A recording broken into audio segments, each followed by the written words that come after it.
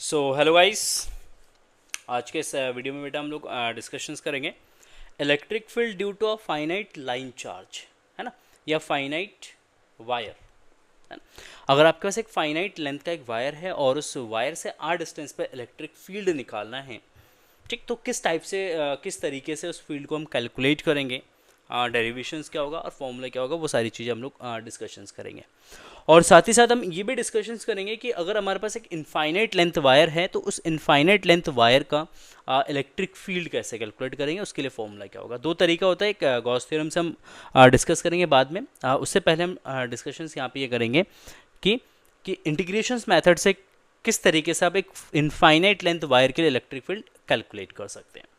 तो चलिए स्टार्ट करते हैं आज के इस वीडियो को। और वीडियो को स्टार्ट करने से पहले रिक्वेस्ट आप लोगों से है, वीडियो को लाइक ज़रूर कर दीजिएगा और चैनल पे फर्स्ट टाइम विजिट करें तो चैनल को ज़रूर सब्सक्राइब करिएगा।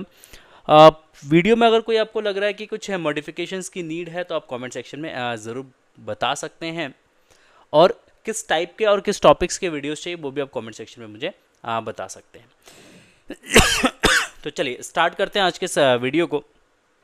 तो सबसे पहले हम यहाँ पे कंडीशंस लेते हैं। अगर एक फाइनाइट लाइन चार्ज या एक फाइनाइट वायर अगर है आपके पास तो उसकी वजह से इलेक्ट्रिक फील्ड निकालेंगे। सबसे पहला पॉइंट आपका आएगा एक्सियल पॉइंट, एक्सियल पॉइंट, है ना।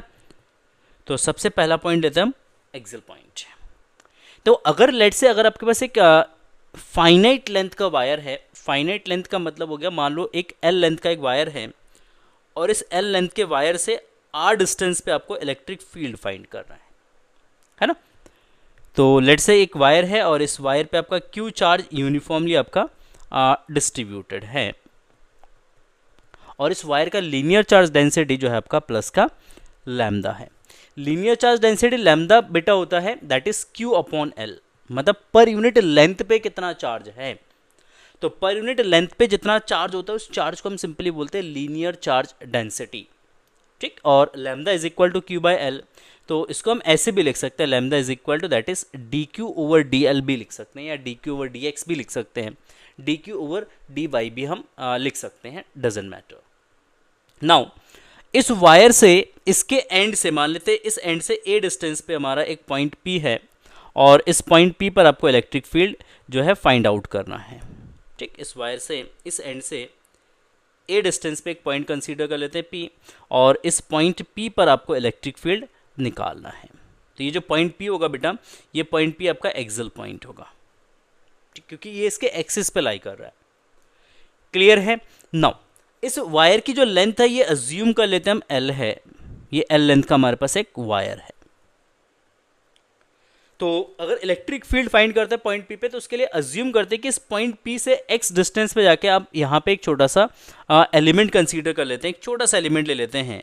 ये एक छोटा सा एलिमेंट है और इस छोटे से एलिमेंट पे जो चार्ज है अज्यूम कर लेते हैं कितना है भाई, डी क्यू है, और इस छोटे से एलिमेंट की जो विड्थ है वो लेट से डी एक्स है, और पी से इसकी जो डिस्टेंस है अज्यूम कर लेते हैं ये हमारा एक्स है, ठीक है। तो इस एलिमेंट पे चार्ज डी क्यू और इस पे जो इसका विड्थ है वो डी एक्स है।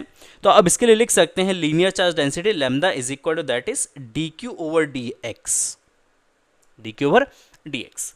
अगर हम यहाँ पे बात करें डी क्यू की तो d q is equal to आपका जो है लैम्डा इंटू डी एक्स हम लिख सकते हैं यहाँ पे, मतलब इस छोटे से एलिमेंट पे जो चार्ज होगा आपका वो चार्ज होगा लैम्डा इंटू डी एक्स।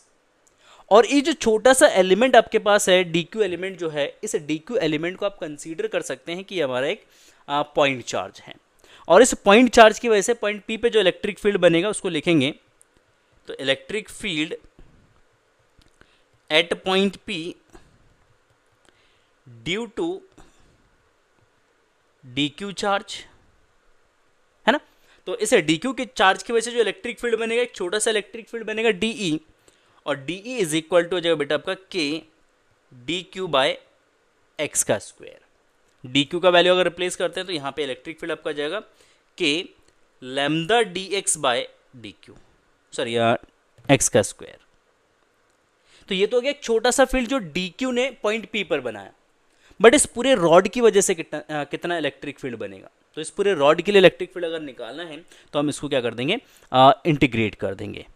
तो नेट इलेक्ट्रिक फील्ड कितना हो जाएगा, net electric field at point P, तो अगर इस एट पॉइंट P पे नेट इलेक्ट्रिक फील्ड की अगर हम बात करेंगे तो नेट इलेक्ट्रिक फील्ड आपका हो जाएगा, देखो E that is integration of D E. D को क्या कर देंगे हम, इंटीग्रेट कर देंगे, विद लिमिट लेंगे। लिमिट क्या लेंगे, देखो इस वायर के इस एंड से अगर मैं यहाँ पे एलिमेंट कंसीडर कर लूँ तो यहाँ से P का जो डिस्टेंस होगा x वो a हो जाएगा, तो इसका इनिशियल लिमिट हमारा हो जाएगा a। ठीक, अगर इस एलिमेंट को मैं इस एंड पे कंसीडर करता हूँ तो यहाँ पे x का जो वैल्यू होगा वो क्या आ जाएगा, वो x प्लस एल हो जाएगा, सॉरी a प्लस एल हो जाएगा। टोटल डिस्टेंस हम कंसीडर करेंगे तो ये a प्लस एल हो जाएगा। तो integration a plus L D E, तो इसी को हम इंटीग्रेट कर देते हैं यहाँ पे, इसी को क्या करेंगे हम इंटीग्रेट करेंगे।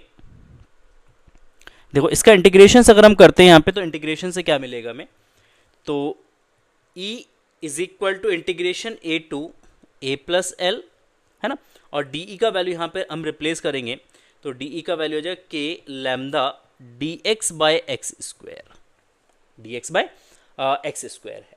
ठीक, तो k लैम्डा तो कांस्टेंट, इसको बाहर ले लेंगे तो k लैम्डा इंटीग्रेशन देखो D x by x square है, और D x by x square का जो इंटीग्रेशन होता है जनरल इंटीग्रेशन है, बेसिक इंटीग्रेशन, ये -1/x होता है। इसका इंटीग्रेशन क्या होता है, -1/x होता है।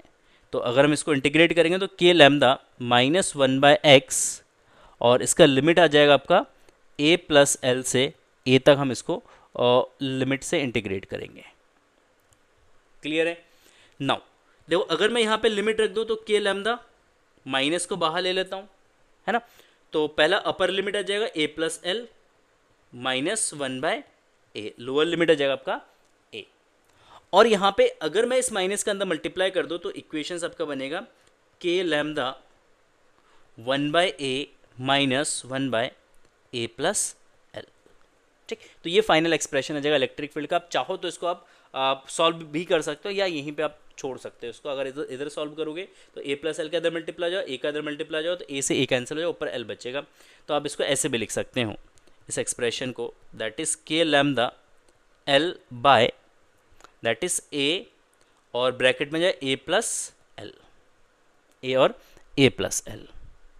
ठीक है,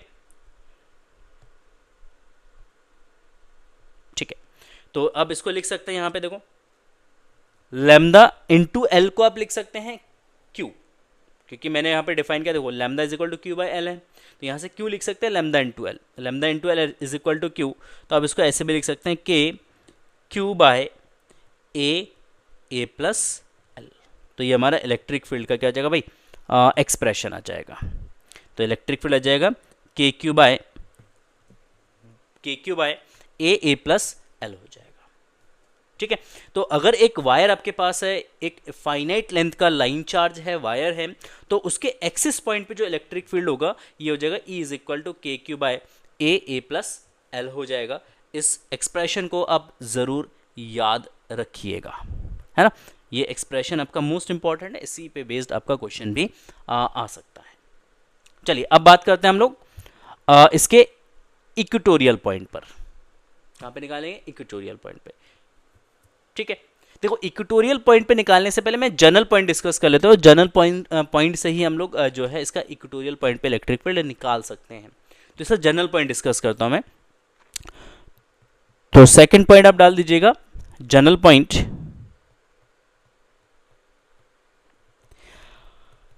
अगर वायर के जनरल पॉइंट पे इलेक्ट्रिक फील्ड निकालते हैं हम, है ना, तो वायर के जनरल पॉइंट पे इलेक्ट्रिक फील्ड क्या होगा। जनरल पॉइंट का मतलब है अब इक्वेटोरियल और एक्सिल को छोड़ के आप कोई भी पॉइंट कंसीडर कर सकते हैं। इक्वेटोरियल और एक्सिल को छोड़ के आप कोई भी पॉइंट कंसीडर कर सकते हैं। लेट्स से हमारे पास एक वायर है ये, ठीक है, ये हमारे पास एक वायर हो गया। इसको थोड़ा सा और पतला कर देता हूँ मैं, इसको थोड़ा सा और लंबा कर देता हूँ। ठीक है, ये हो गया हमारा एक फाइनाइट लेंथ का एक वायर हो गया हमारे पास।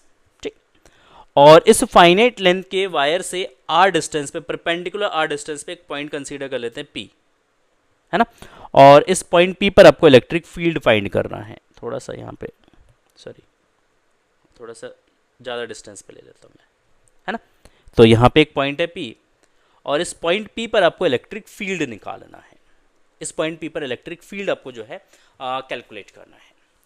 देखिए इस पॉइंट P पे इलेक्ट्रिक फील्ड कैसे निकालेंगे, तो इसके लिए अगर हम बात करते हैं तो इस ये जो वायर हमारे पास है, इस वायर का जो लीनियर चार्ज डेंसिटी एज्यूम कर लेते हैं प्लस लैम्डा है। वायर इसमें वायर में जो है चार्ज यूनिफॉर्मली आपका डिस्ट्रीब्यूटेड है। ठीक है सर, बहुत बढ़िया। अब हम क्या करते हैं, इस पॉइंट O से x डिस्टेंस पर जाकर हम यहाँ पे एक छोटा सा एलिमेंट ले लेते हैं। देखो यहाँ पे एक छोटा सा एलिमेंट ले लेते हैं। इस छोटे से एलिमेंट पे जो चार्ज है वो अज्यूम कर लेते हैं dq चार्ज है, और इसकी विड्थ जो है वो हम अज्यूम कर लेते हैं dx है। ठीक है, ये जो आपका छोटा सा एक एलिमेंट है हमारा, इस एलिमेंट पे जो टोटल चार्ज है अज्यूम कर लेते हैं dq है, और इसकी जो विड्थ है वो हमारा dx है। कितना है? dx है। तो यहाँ पे हम लैम्डा लिख सकते हैं, तो lambda is equal to that is dq over dx। तो आप यहाँ से लिख सकते हैं dq is equal to that is lambda into dx, lambda into dx। अब ये जो dq चार्ज है आपको, सॉरी dq जो चार्ज है, इस dq चार्ज की वजह से यहाँ पे इलेक्ट्रिक फील्ड कितना होगा, कुछ तो होगा, है ना। तो उसको कैलकुलेट कर लेते हैं। तो उसके लिए अज्यूम करते हैं कि जो डिस्टेंस हमारा है ये r डिस्टेंस है, और यहाँ से जो dq का जो डिस्टेंस है लेट्स से ये हमारा x है। तो ये जो स्लेंट लेंथ होगा पाइथागोरस से आपका आ जाएगा root of x square plus r square, और अज्यूम करते हैं ये एंगल हमारा कितना है भाई, थीटा है। कितना है? ये एंगल हमारा थीटा है। तो इस dq चार्ज की वजह से पॉइंट P पर इलेक्ट्रिक फील्ड कितना होगा, सबसे पहले वो लिखते हैं। तो देखो electric field at point P due to dq charge, है ना। तो dq चार्ज की वजह से एक इलेक्ट्रिक फील्ड होगा dE, that is k dq by x, मतलब जो डिस्टेंस है वो आपका जो root of x square plus r square का होल स्क्वायर। तो आप इसको लिख सकते हैं k dq को आप लिख सकते हैं लैम्डा इंटू dx, तो lambda into dx divided by x square plus r square. क्या जाएगा? X square plus r square. देखो यहाँ पे जो x एक वेरिएबल है, इसको हम कन्वर्ट करते हैं थीटा के टर्म्स में, है ना। तभी हमने यहाँ पे एंगल जो कंसीडर किया वो थीटा कंसीडर किया। तो थीटा एंगल पे इसको कन्वर्ट कर लेते हैं। तो थीटा के टर्म्स में अगर इसको कन्वर्ट करेंगे तो हम लिख सकते हैं, इसका नाम दे देता हूँ मैं A। तो ट्राइंगल OAP में, है ना, इन ट्राइंगल OAP आप लिख सकते हैं यहाँ पे tan theta is equal to, देखो अगर मैं इसको थीटा कंसीडर करता हूँ तो ये मेरा बेस हो जाएगा, ये मेरा परपेंडिकुलर हो जाएगा, और tan theta is equal to perpendicular upon base, मतलब ये x अपॉन क्या हो जाएगा भाई, r हो जाएगा। तो tan theta is equal to हो जाएगा आपका x अपॉन r। तो यहाँ से आप लिख सकते हैं इस वाले इक्वेशन से x is equal to r tan theta, है ना। अब मैं इस एक्सप्रेशन को अगर डिफ्रेंशिएट करता हूँ, तो डिफ्रेंशिएशन करूँगा तो यहाँ पे dx की जगह x, मतलब x की जगह dx आ जाएगा। तो dx is equal to r tan theta, और टेन थीटा का जो डिफ्रेंशिएशन होगा बेटा वो होता है sec square theta d theta. Basic mathematics आपको आनी चाहिए, है ना। बेसिक मैथमेटिक्स अगर आपको आता है तो आप इजीली डेरिवेशंस कर सकते हैं। तो dx is equal to r sec square theta.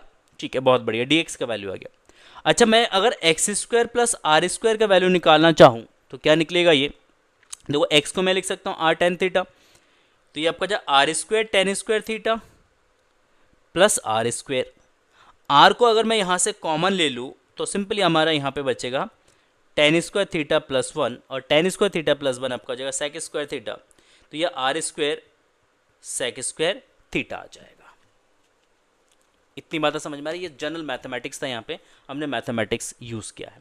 देखो अब इसे dq की वजह से जो इलेक्ट्रिक फील्ड बनेगा वो उस डायरेक्शन में बनेगा, dE।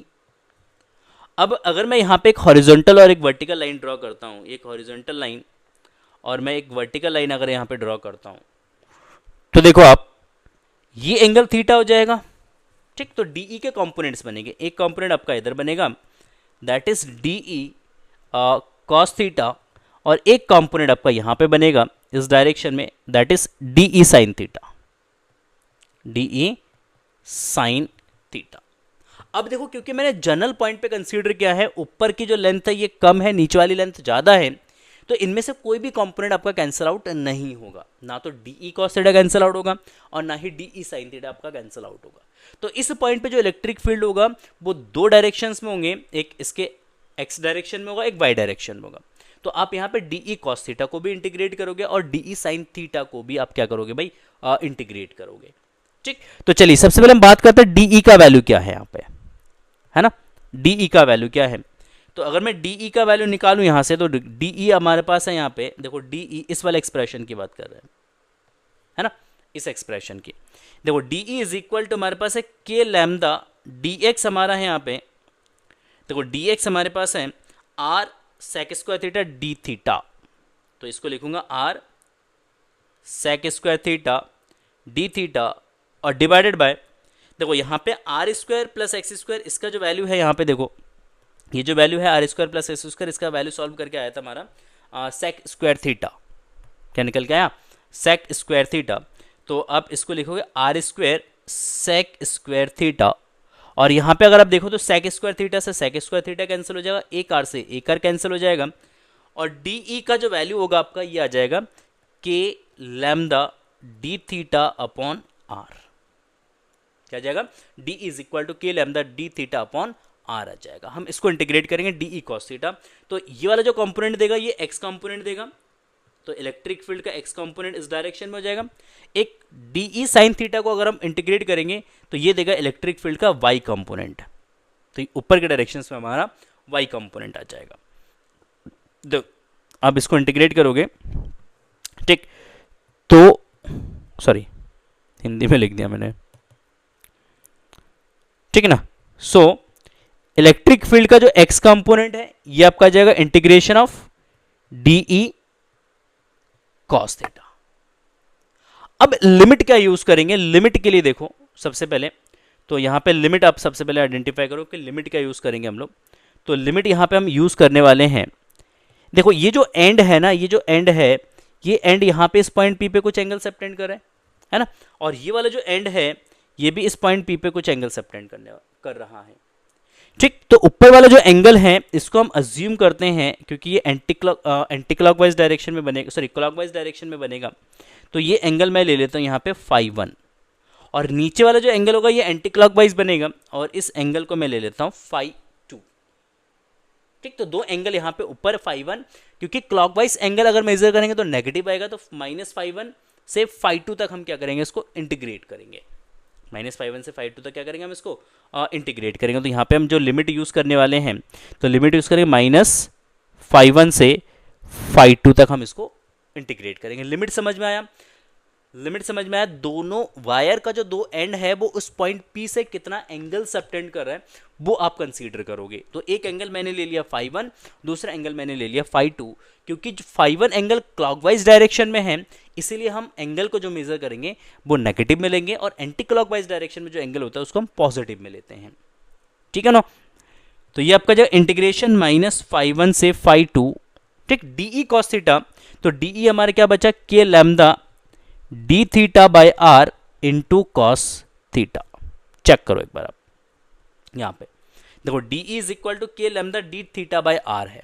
ठीक, तो डी ई का वैल्यू यहां पे रिप्लेस किया k lambda D theta upon r cos theta.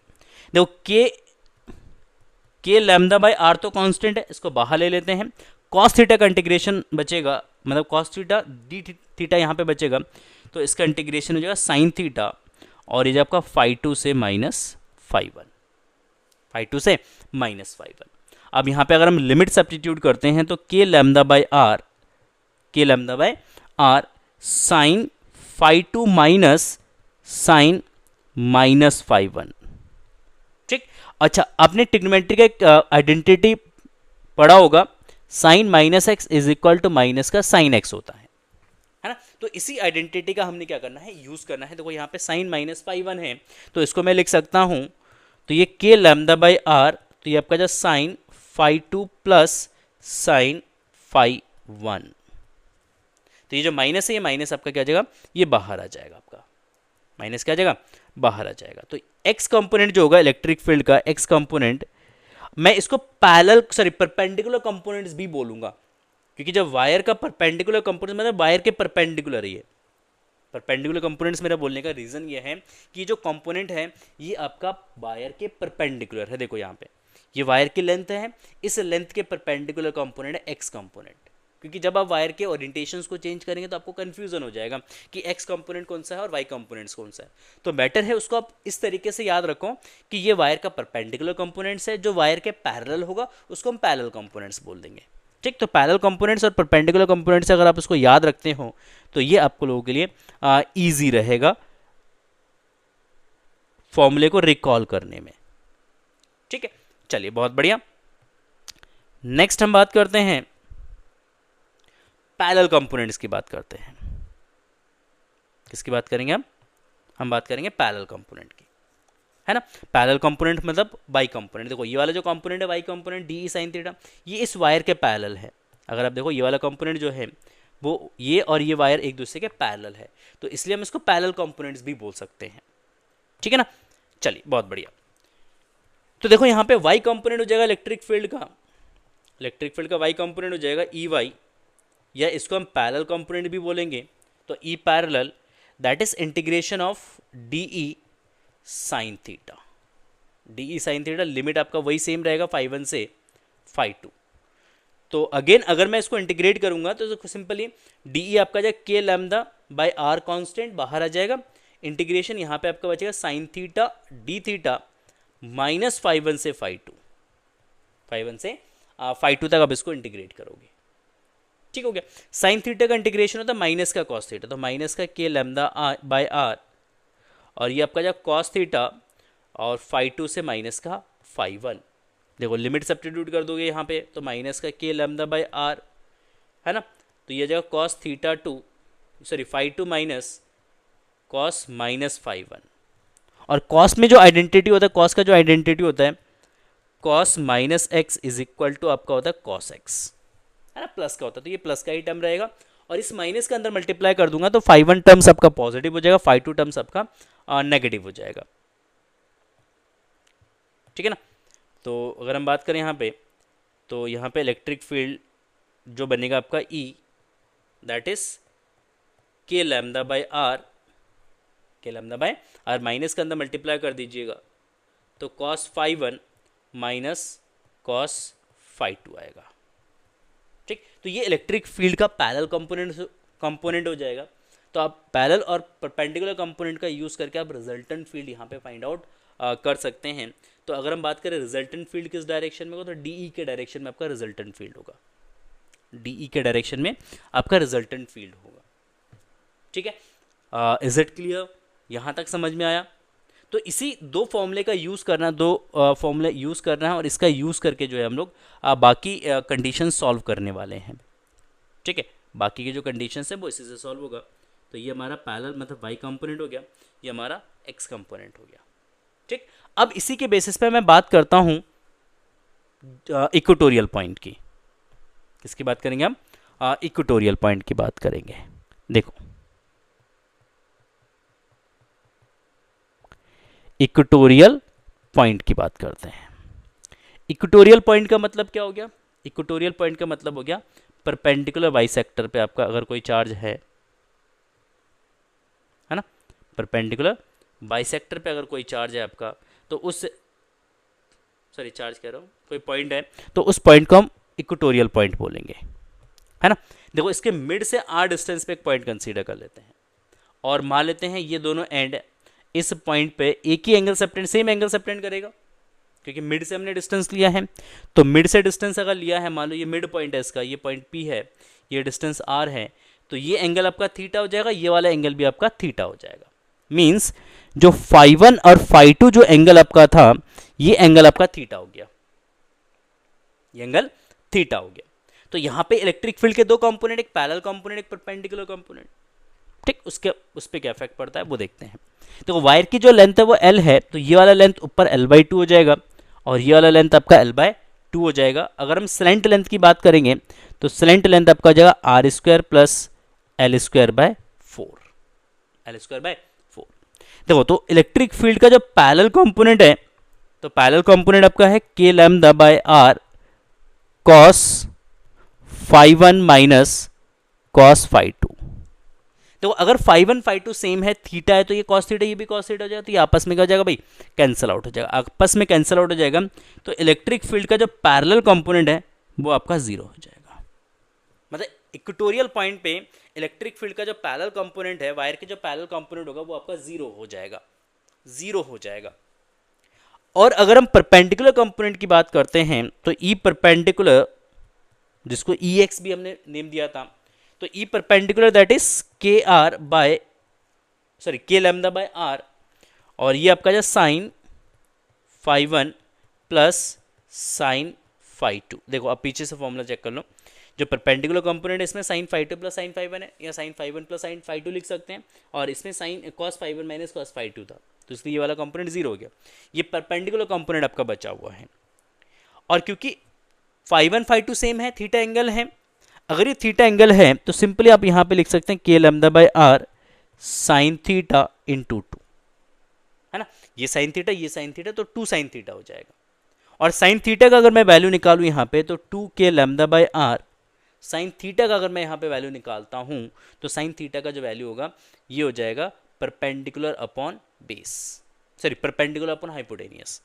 तो अगर हम बात करते हैं इस एंगल के लिए, अगर ये एंगल थीटा है आपका, तो इस एंगल के लिए ये आपका बेस हो जाएगा, ये आपका परपेंडिकुलर हो जाएगा, ये आपका हाइपोटेनियस हो जाएगा, है ना।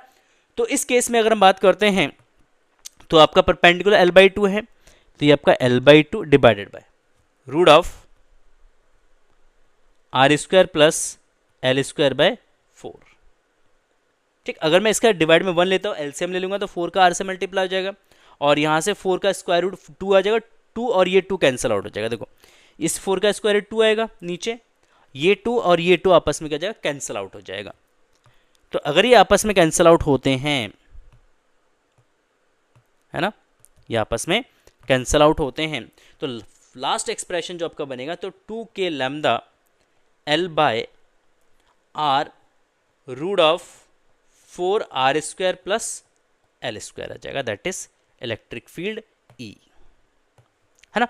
तो इसके इक्वेटोरियल पॉइंट पे जो इलेक्ट्रिक फील्ड का एक्सप्रेशन आएगा that is E is equal to 2 के lambda L by are root of 4 are square plus L square.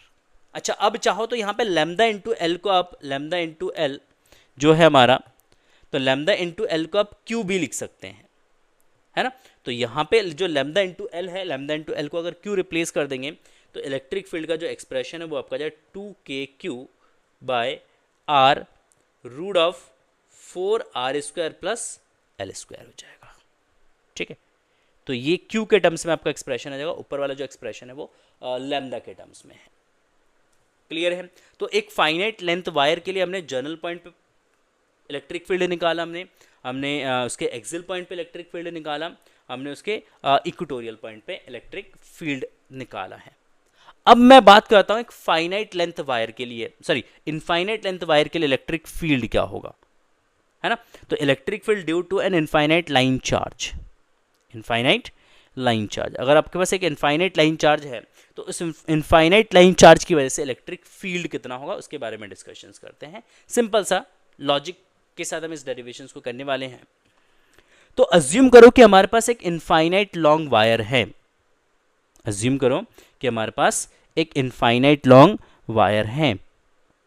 देखो एक इनफाइनाइट लॉन्ग वायर है, अज्यूम करते हैं, और इसके मिड सेक्शन में आपको इलेक्ट्रिक फील्ड निकालना है इस वायर से r डिस्टेंस पर, इस वायर से r डिस्टेंस पर, लेट्स से यहाँ पे एक पॉइंट P है और इस पॉइंट P पर आपको इलेक्ट्रिक फील्ड निकालना है। ये जो वायर है ये इन्फिनिटी तक एक्सटेंड है, ये ऊपर प्लस इन्फिनिटी है और नीचे आपका माइनस इन्फिनिटी है, प्लस इन्फिनिटी से माइनस इन्फिनिटी तक ये आपका एक्सटेंडेड है। और इस वायर की जो लीनियर चार्ज डेंसिटी अज्यूम कर लेते हैं प्लस लैम्डा है। ठीक हो गया। नाउ अगर हम बात करें, अगर ये इनफाइनाइट लॉन्ग वायर है और ये इनफाइनाइट लेंथ वायर जो है वो कितना एंगल सबटेंड करेगा यहाँ पे, तो अज्यूम करेंगे क्योंकि इन्फिनिटी तक एक्सटेंड है तो यहाँ पे 90 एंगल बनेगा और इस एंड पे भी आपका कितना बनेगा, 90 एंगल बनेगा। मतलब यहाँ पे अगर हम बात करें तो φ1 और φ2 जो एंगल होगा बेटा वो आपका 90 डिग्री होगा। अगर φ1 φ2 90 डिग्री है तो आपको पता है sin 90 आपका 1 होता है ना, और cos 90 आपका 0 होता है।